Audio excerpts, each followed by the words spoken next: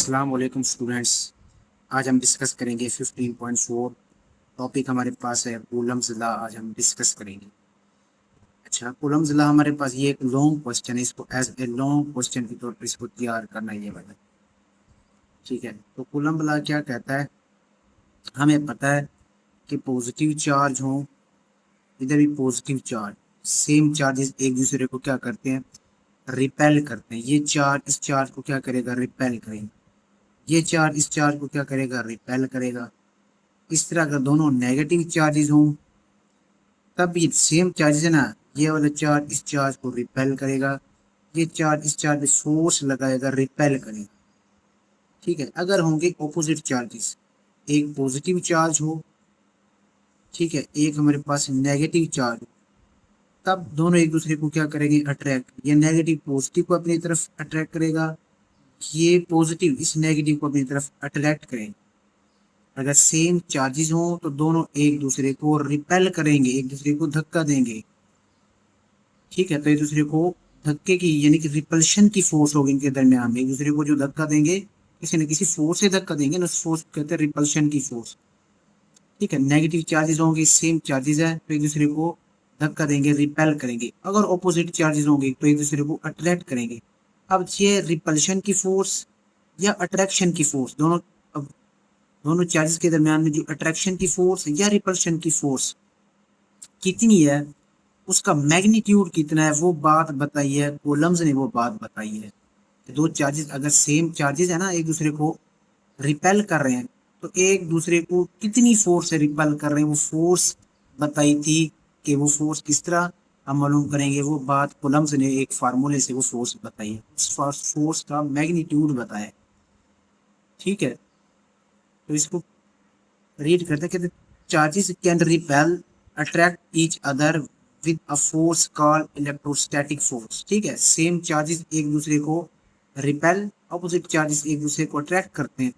जो रिपल्शन की फोर्स और या अट्रैक्शन की फोर्स है अपोजिट चार्जेस के दरमियान, इस फोर्स को कहते हैं इलेक्ट्रोस्टैटिक फोर्स। दो चार्जेस के दरमियान में जो अट्रैक्शन की फोर्स होगी या रिपल्शन की फोर्स होगी, इस फोर्स को कहते हैं इलेक्ट्रोस्टैटिक फोर्स।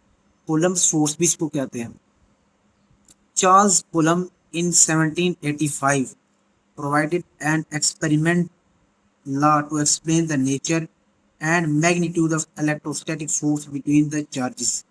तो चार्ल्स कूलम ने 1785 में एक लॉ पेश किया। उस लॉ का मकसद क्या? उसने एक्सप्लेन किया nature and magnitude of electrostatic force. उसने मैग्नीट्यूड ऑफ इलेक्ट्रोस्टैटिक फोर्स का मतलब चार्ज के दरमियान में जो फोर्स है, दो चार्जेस के दरमियान में जो फोर्स है, उसको उसने उसका जो मैग्नीट्यूड है उसको एक्सप्लेन किया। जो कि दो चार्जेस के दरमियान में जो फोर्स लग रही है वो कितनी फोर्स लग रही है, चाहे वो फोर्स अट्रैक्शन की होगी या रिपल्शन की होगी, वो फोर्स कितनी लग रही है, उसको उसने एक्सप्लेन किया था कॉलम्स ने। बिटवीन द चार्जेस, चार्ज के दरमियान में। कॉलम्स लॉ स्टेट्स दैट, ये कॉलम्स लॉ की स्टेटमेंट। ठीक है, यहाँ पर हेडिंग दो, एक स्टेटमेंट। कूलम्स लॉ की हमारे पास स्टेटमेंट। स्टेटमेंट क्या है कूलम्स लॉ की? The magnitude of electrostatic force, magnitude of electrostatic force between two point charges. यहाँ पर चार्जेस कौन से लेंगे? Point charges. Is directly proportional to the product of magnitude of these charges and inversely proportional to the square of the distance between them. Coulomb's law क्या कहता है? इस diagram पे हमारे पास कोई चार्ज है Q1 में, कोई भी चार्ज है, पॉजिटिव है, नेगेटिव है। ठीक है, उससे हमें कोई गर्ज नहीं। यहाँ पर एक चार्ज Q1 है, दूसरा चार्ज Q2 है, और इनका सेंटर से जो डिस्टेंस है ना, इसका सेंटर और इसका सेंटर से जो डिस्टेंस है वो हमारे पास क्या है? R है। ठीक है, सेपरेशन कह सकते हैं, डिस्टेंस दोनों के दरमियान। अच्छा, अब ये चार्ज अगर दोनों सेम होंगे तो एक दूसरे को रिपेल करेंगे, अगर अपोजिट चार्ज होंगे तो एक दूसरे को अट्रैक्ट करेंगे। अब वो जो फोर्स हमने निकाल लिया, चाहे अट्रैक्शन की हो या रिपल्शन की, उस फोर्स को हमने निकालना। तो कॉलम्स ने कहा था इन दोनों के दरमियान में चाहे अट्रैक्शन की फोर्स हो या रिपल्शन की फोर्स हो, वो डायरेक्टली प्रोपोर्शनल होती है इन चार्जेस के प्रोडक्ट के।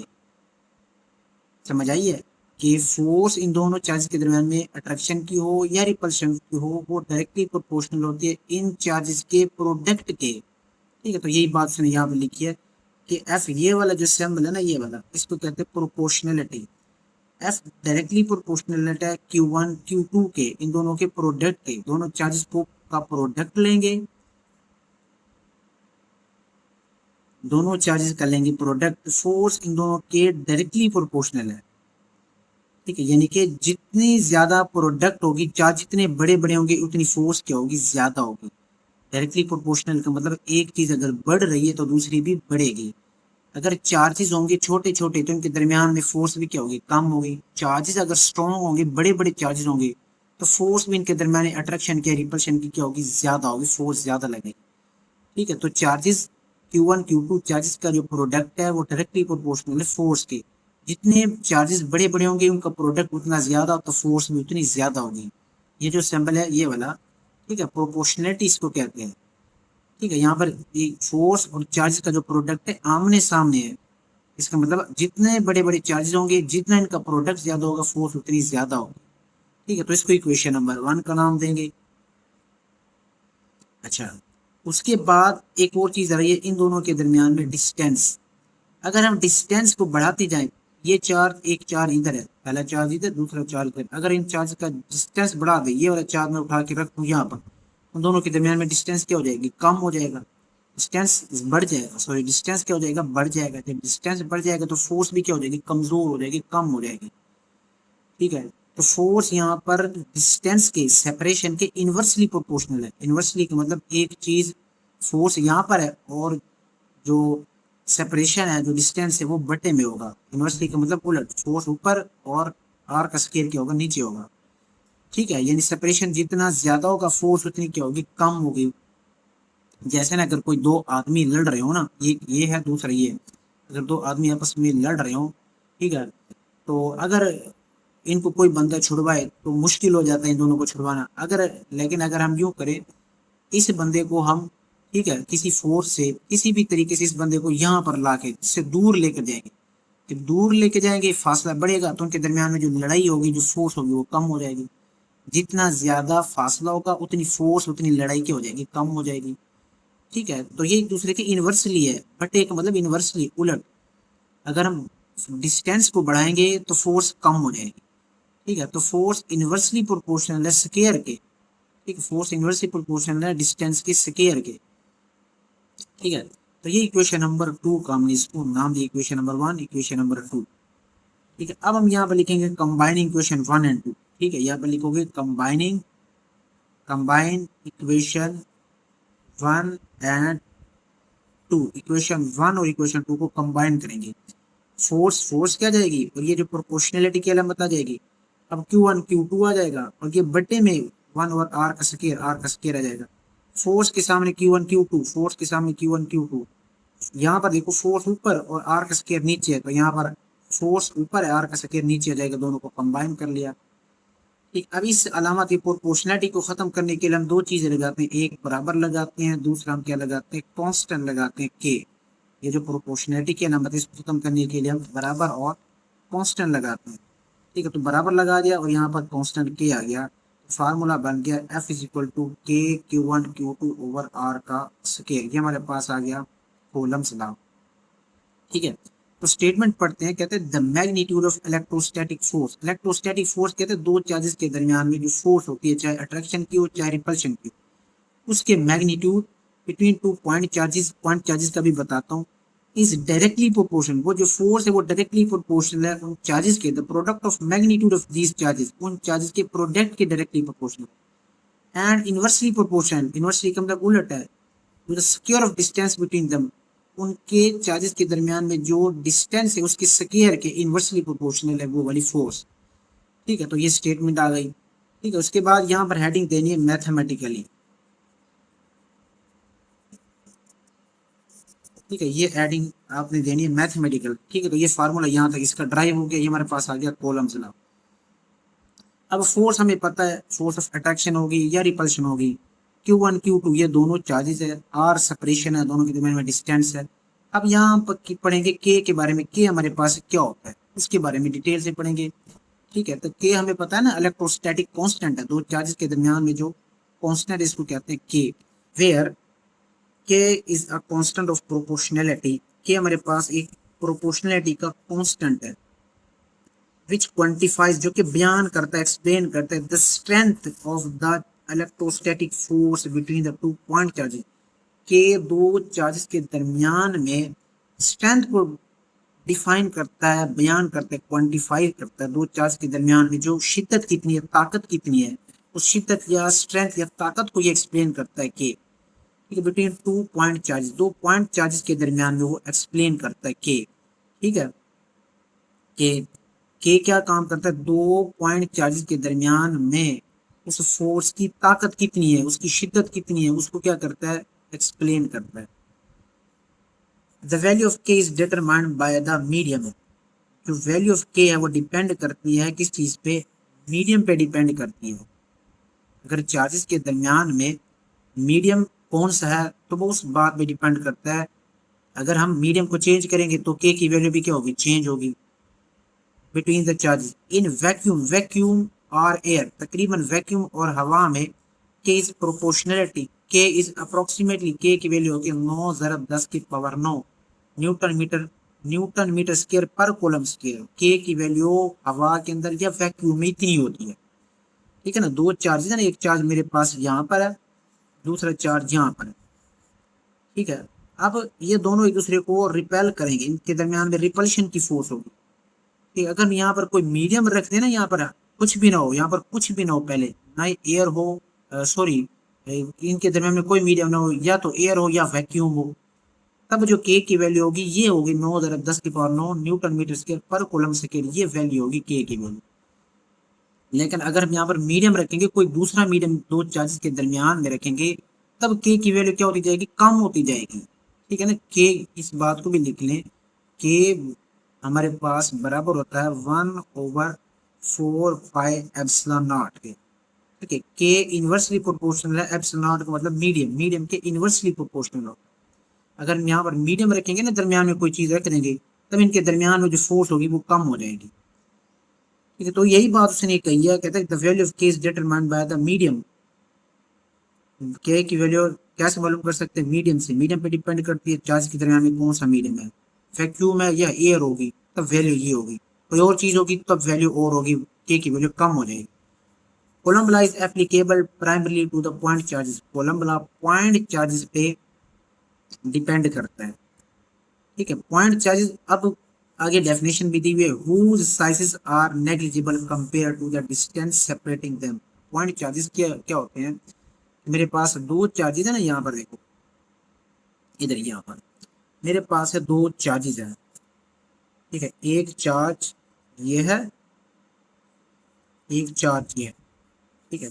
अब इन चार्ज का साइज ये देखो ना, साइज इनका कितना है, ये इतना साइज है, ये इनका साइज है, इस चार्ज का साइज ये इतना, इनका साइज, अच्छा, और इनके दरमियान में जो डिस्टेंस है, ये डिस्टेंस, ये वाला डिस्टेंस, अब कौन सा बड़ा है, इन चार्ज का साइज, इन चार्ज का साइज ये वाला, चार्ज का साइज ये वाला, ये इनके दरमियान में डिस्टेंस बड़ा है, ठीक है। तो डिस्टेंस क्या इनके दरमियान में ज्यादा है, डिस्टेंस क्या ज्यादा है, ठीक है। दो चार्जेस हो जिनमें उनका साइज कम हो और डिस्टेंस से, डिस्टेंस उनका क्या हो, उन दोनों के दरमियान में डिस्टेंस ज्यादा हो, इन यानी उन दो चार्जेस के दरमियान में डिस्टेंस ज्यादा हो, और जो उन चार्जेस का जो साइज होगा वो कम हो, इन दोनों चार्जेस के दरमियान में सेपरेशन ज्यादा हो उनके साइज से, तब उन चार्जेस को क्या कहेंगे, पॉइंट चार्जेस कहेंगे। तो ये जो कूलम्ब लॉ है उन पॉइंट चार्जेस के लिए वैलिड है। ये आप लोगों का है लॉन्ग क्वेश्चन है कंप्लीट, इसको तैयार आप लोगों ने कंप्लीट तैयार करना है, इससे जो कॉलम्स लॉ है इसको मुकम्मल तैयार करना है, और इसमें आप लोगों ने ये वाले डायग्राम ज़रूर बनाने हैं, ठीक हो गया। तो इसको कंप्लीट तैयार करना है, ये वाला कॉलम्स लॉ आप लोगों का लॉन्ग क्वेश्चन है। अच्छा, साइड पे यहाँ पर एक इम्पोर्टेंट जो शॉर्ट क्वेश्चन है ये वाला, ये इम्पोर्टेंट शॉर्ट क्वेश्चन, ठीक है। इससे पहले मैं आप लोग को एक और चीज़ समझाता हूँ, जिसमें हमने अभी पढ़ा ना के की वैल्यू कितनी होती है, 9 ज़रब 10 की पावर 9 न्यूटन मीटर स्क्वायर पर कूलम स्क्वायर, ठीक है। ये के की वैल्यू है। तो के का जो यूनिट है ना, वैल्यू तो हमें याद हो जाती है, 9 ज़रब 10 की पावर 9, ये यूनिट कैसे आया इसको समझें। ये फार्मूला हमने पढ़ा है ना Coulomb's law, F is equal to k Q1 Q2 बटा R का स्क्वायर, ये फार्मूला पढ़ा है। हमने यहाँ से के का यूनिट निकालना है तो के को अलग करेंगे, के को इधर ही रहने देंगे, आर का स्क्वायर बटे में है डिवाइड हो रहा है उधर 4 के साथ मल्टीप्लाई हो जाएगा, Q1 Q2 के साथ मल्टीप्लाई हो रहे हैं दूसरी साइड में जाके नीचे डिवाइड हो जाएंगे। फोर्स का यूनिट हमें पता है, नाइन्थ में पढ़ा है, फोर्स का यूनिट न्यूटन है। आर का स्क्वायर, आर हमारे पास डिस्टेंस है, दो पॉइंट्स के दरमियान में सेपरेशन है, डिस्टेंस है, डिस्टेंस का यूनिट क्या होता है मीटर स्क्वायर, ठीक है, डिस्टेंस का यूनिट क्या होता है मीटर, ऊपर स्क्वायर है तो यहाँ पर भी स्क्वायर आ जाएगा। और बटे में Q1 Q2, Q1 चार्ज है Q2 भी चार्ज है, चार्ज का यूनिट क्या है कॉलम, इसकी जगह पे सी कॉलम और Q2 की जगह पर भी सी कॉलम, दोनों चार्ज मल्टीप्लाई हो रहे हैं। न्यूटन मीटर स्क्वायर, 4 को 4 से मल्टीप्लाई, सी को सी से मल्टीप्लाई करेंगे तो सी का स्क्वायर हो जाएगा। अच्छा, तो न्यूटन मीटर स्क्वायर और ये न्यूटन मीटर स्क्वायर ये बट्टे के नीचे सी है ऊपर चला जाएगा, इसके पर -2 हो जाएगी, इसको पढ़ते हैं न्यूटन मीटर स्क्वायर पर कॉलम स्क्वायर के, तो के का यूनिट ये आ रहा है, कि यूनिट कैसे है वो मैंने समझा दिया, इसका कॉन्सेप्ट ये है। अच्छा, एक और शॉर्ट जो साइड पे जो शॉर्ट क्वेश्चन दिया हुआ ना ये वाला, इसको देखे जरा, ये जो साइड पे शॉर्ट क्वेश्चन ये वाला दिया हुआ है, ठीक हो गया, ये जो शॉर्ट साइड पे ये शॉर्ट क्वेश्चन दिया हुआ है ये वाला, ये न्यूटन्स वर्सेस कूलम्स, कूलम्स और न्यूटन्स को कंपेयर करेंगे, ठीक है।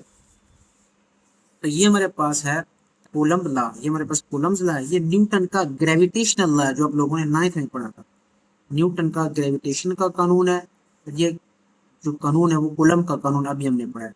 कूलम्ब का फार्मूला है F is equal to k Q1 Q2 बटा आर का स्क्वायर, और न्यूटन का ग्रेविटेशनल लॉ है F is equal to G capital G M1 M2 बटा आर का स्क्वायर, ठीक है। तो पहला जो पॉइंट है ना, दोनों इनवर्स स्क्वायर लॉ को ओबे करते हैं। इधर फोर्स देखो ना, बट्टे के इधर बट्टा अगर लगाऊं एक लगाऊंगा, इधर बट्टा कितना है एक, यहाँ पर फोर्स बट्टे के ऊपर, यहाँ पर फोर्स जो स्क्वायर है आर का, जो डिस्टेंस का स्क्वायर है, सेपरेशन का स्क्वायर है, वो बट्टे में क्या है नीचे आ रहा है, यहाँ पर भी फोर्स ऊपर और आर का स्क्वायर नीचे आ रहा है, इसका मतलब है एक ऊपर दूसरे नीचे एक दूसरे के इनवर्सली प्रोपोर्शनल है, दोनों ओबे करते हैं इनवर्स स्क्वायर लॉ को, इनवर्स स्क्वायर लॉ, ठीक है, स्क्वायर लॉ को ओबे करते हैं इनवर्स स्क्वायर लॉ को, ठीक है। यानी कि जो फोर्स है वो इनवर्सली प्रोपोर्शनल है स्क्वायर के, inversely proportional square of the separation के इनवर्स स्क्वायर लॉ को ओबे करते हैं, ठीक है। दोनों में स्क्वायर क्या आ रहा है, बट्टे के नीचे आ रहा है फोर्स ऊपर, तो दोनों इनवर्स स्क्वायर लॉ को ओबे करते हैं। तो पहला हमारे पास यही है, कहते हैं सिमिलर फार्मूले इनवर्स स्क्वायर लॉज, कहते हैं सिमिलर फार्मूले, फार्मूले की जमा है, तो दोनों फार्मूले में इनवर्स स्क्वायर लॉ है, तो ये एक दोनों में कॉमन चीज आ गई है। अच्छा, जो दूसरी बात है, अब इस बात को दूसरी बात को समझे, ये जो फोर्स है ना, ये वाली कॉलम फोर्स वो चार्जेस के दरमियान में होती है, और ये जो फोर्स होती है ग्रेविटेशनल फोर्स, न्यूटन की ग्रेविटेशनल फोर्स, ये मैसेज के दरमियान में होती है, ठीक है, ये चार्जेस के दरमियान में, ये मैसेज के दरमियान में होती है। यहाँ पर जो मैसेज होंगे ना, यहाँ पर जो मैसेज होंगे वो बहुत बड़े बड़े मैसेज होंगे, लार्ज मैसेज होंगे, ये बात याद रखनी, लार्ज मैसेज होंगे, लार्ज मैसेज होंगे, ठीक है। जो ग्रेविटेशनल फोर्स है वो मैसेज के दरमियान में, लार्ज मैसेज ये होगी चार्ज के दरमियान में, लेकिन चार्ज के मैस क्या होगा, स्मॉल होगा। तो दूसरा पॉइंट है आर, ये है are important when dealing with the small masses and distances, ठीक है, ये जो है ना स्मॉल मैसेज एंड डिस्टेंस पे डिपेंड करता है, इनका डील होता है किस चीज़ का, जो कूलम्स है वहाँ पर मैसेज कौन से इस्तेमाल होंगे, स्मॉल मैसेज, छोटे छोटे चार्जेस होंगे। और जो ये वाला पॉइंट, और दूसरा पॉइंट ये वाला जो इसका तीसरा पॉइंट है, कहता है are important when dealing with large masses, इसमें क्या होंगे, लार्ज मैसेज होंगे, किसमें, न्यूटन लॉ में लार्ज मैसेज होंगे, ठीक है, ये वाला पॉइंट भी हो गया।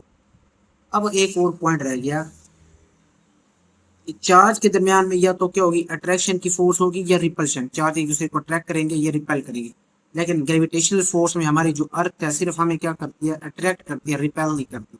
चार्ज के दरमियान में अट्रैक्शन और रिपल्शन दोनों की फोर्सेज होगी, यहाँ पर सिर्फ और सिर्फ क्या होगी, अट्रैक्टिव फोर्स होगी। तो ये पॉइंट है, gravitational force are only attractive, gravitational force जो जमीन की फोर्स है वो सिर्फ अट्रैक्टिव होगी, सिर्फ हमें अट्रैक्ट करेगी, रिपेल नहीं करती। इलेक्ट्रिकल फोर्सेज जो चार्ज के दरमियान में जो फोर्स होती है, जिसको कूलम फोर्स भी कहते हैं, इलेक्ट्रोस्टैटिक फोर्स भी कहते हैं, इलेक्ट्रिक फोर्स भी कहते हैं, वो अट्रैक्टिव भी होगी और रिपल्सिव भी होगी। ठीक है, तो ये इंपॉर्टेंट शॉर्ट क्वेश्चन, इसको भी देख लेना, इसको अच्छी तरह याद कर लेना है।